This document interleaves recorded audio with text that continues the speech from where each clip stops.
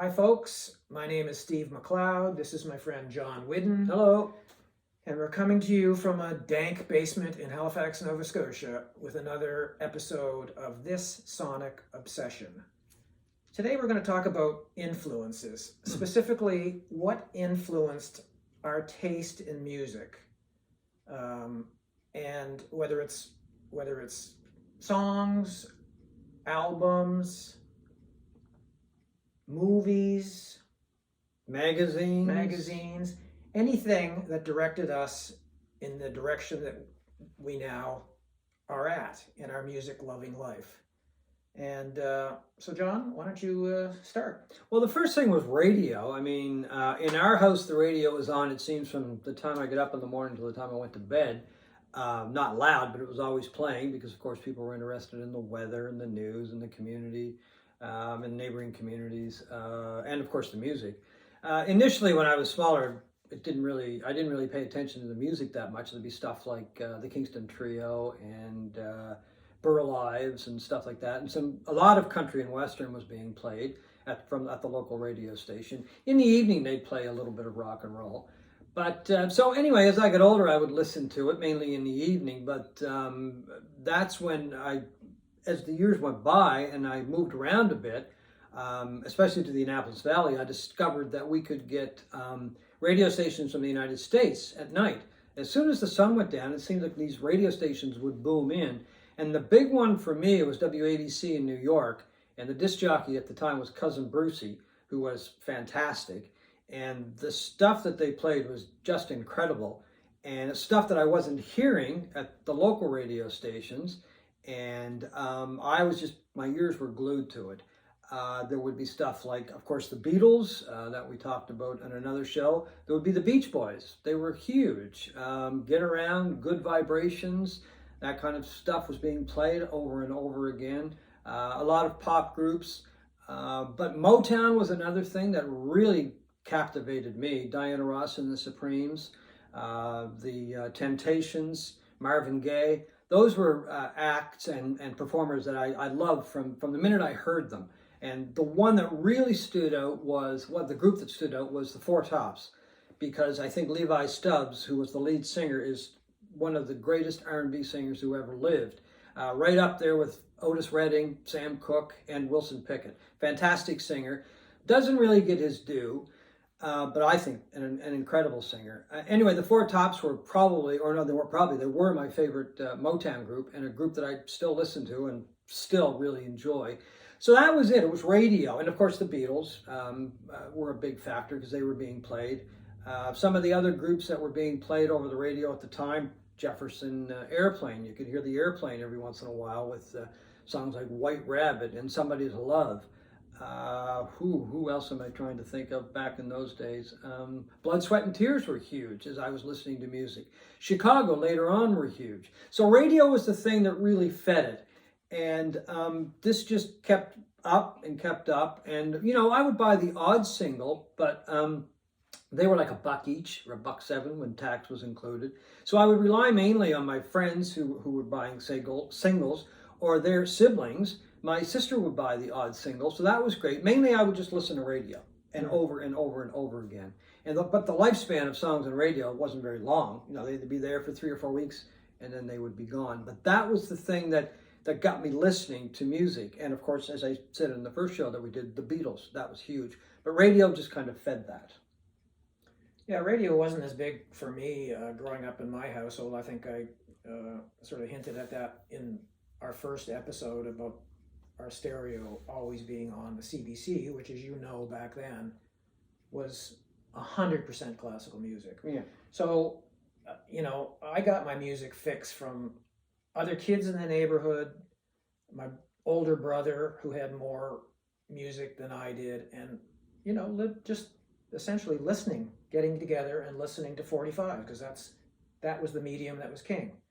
Nobody had albums, or very few people had albums back, at least my contemporaries back in the day. It was all singles, and that's what I heard. But sticking to media,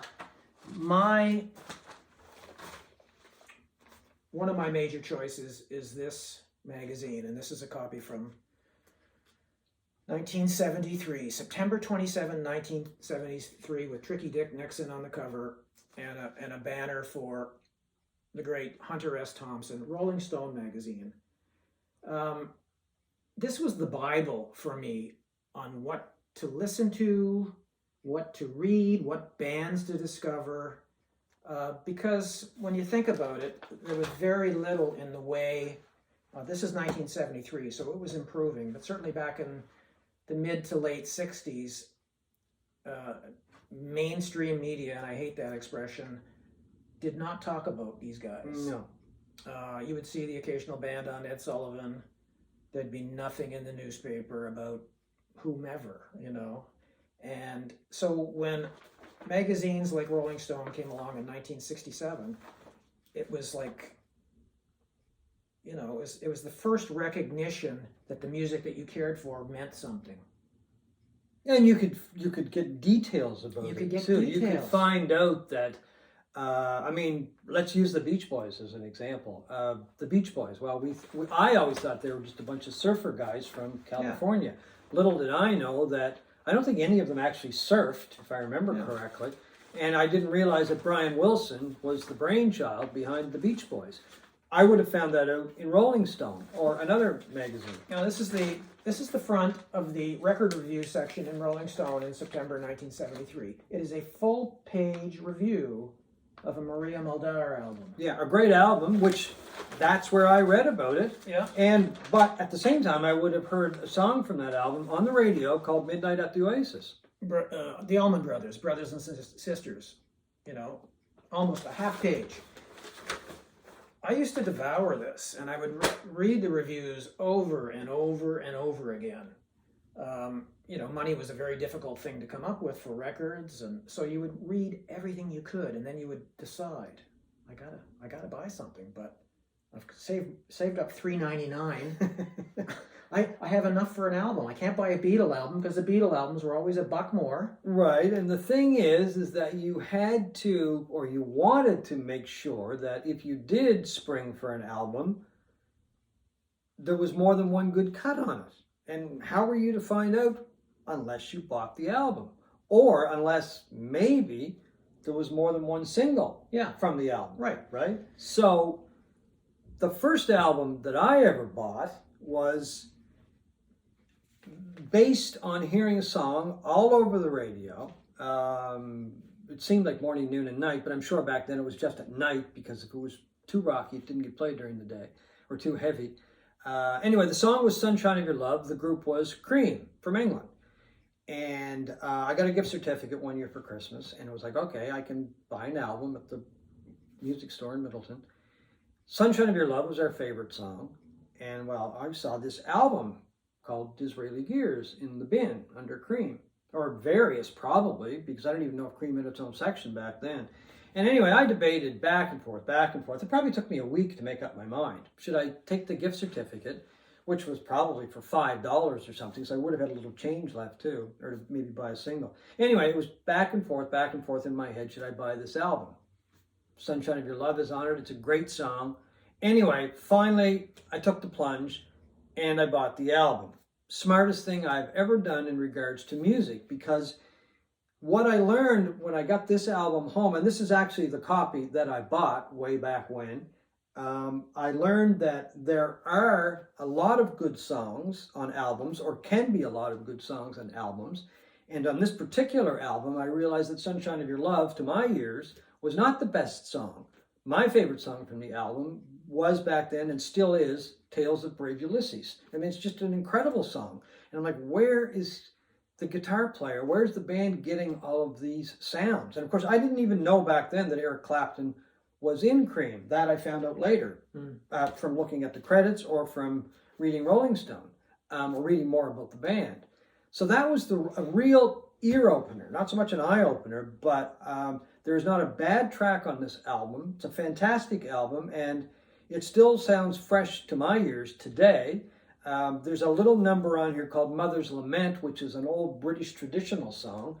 I got a kick out of it. Steve doesn't like it. I got a kick out of it. I think it was just Jack Bruce, Ginger Baker, and Eric Clapton having a little fun in the studio. after they probably wrapped up the recording of the album, and they just put it on there. It's only a couple of minutes, and it's kind of fun and kind of Beatlesque. The Beatles did that a lot too. Yeah. But this was the eye opener. This is the one that said, okay, you can buy albums now. And don't get me wrong, not every album I've ever bought was a killer album. Some of them have been real duds. But it did say to my brain that, okay, you can go and you can buy an album because there's probably going to be some more good songs on it other than that single that you've been listening to.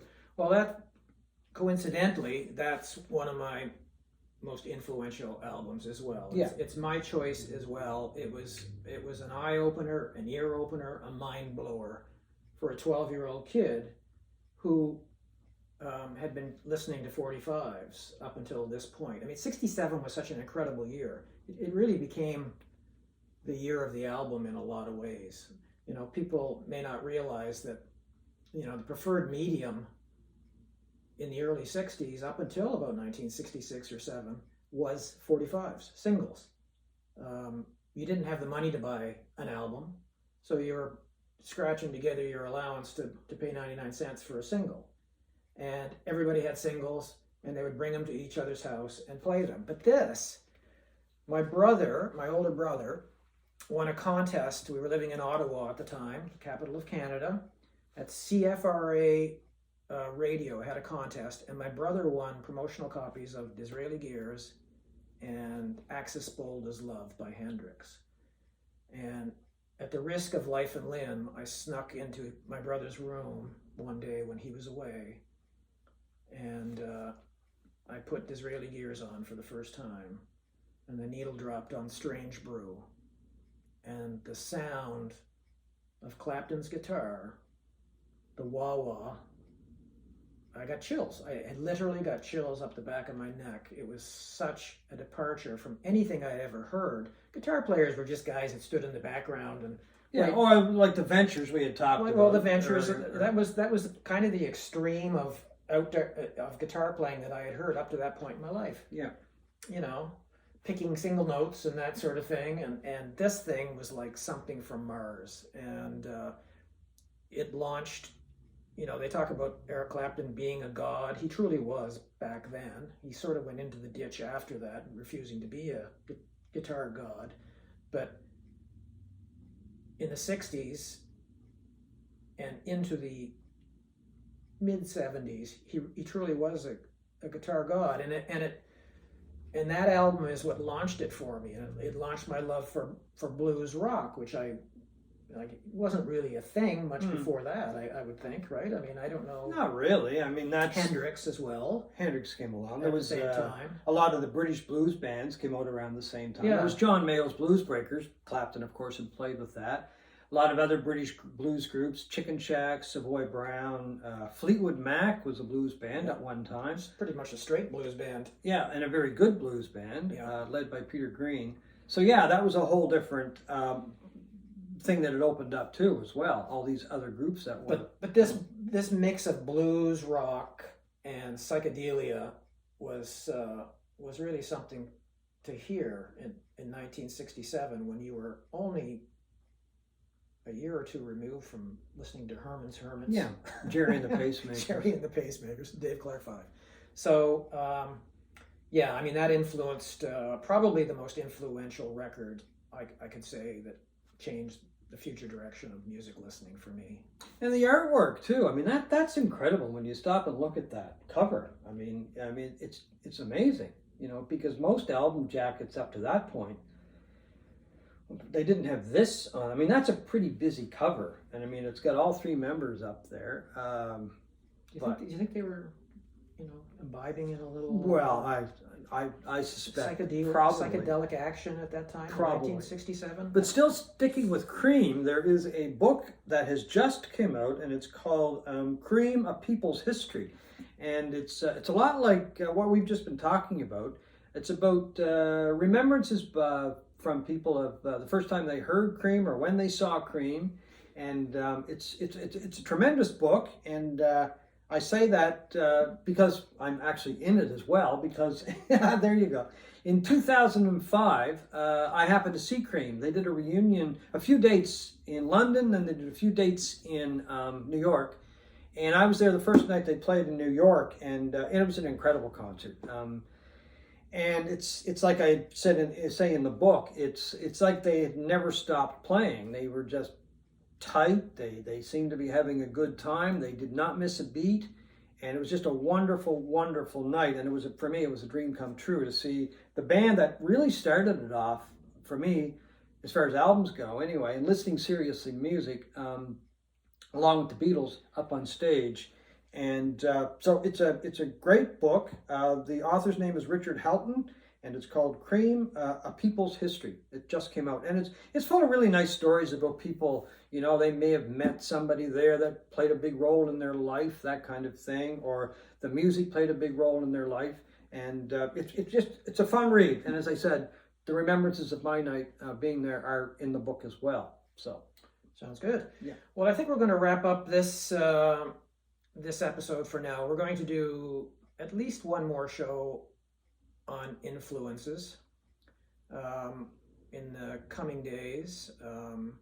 We want to thank the people who watched our first episode, all 12, 13 of them. I thought it was like 40. Well, no. Oh, well, once you're over a 39. dozen, it's considered viral, isn't it?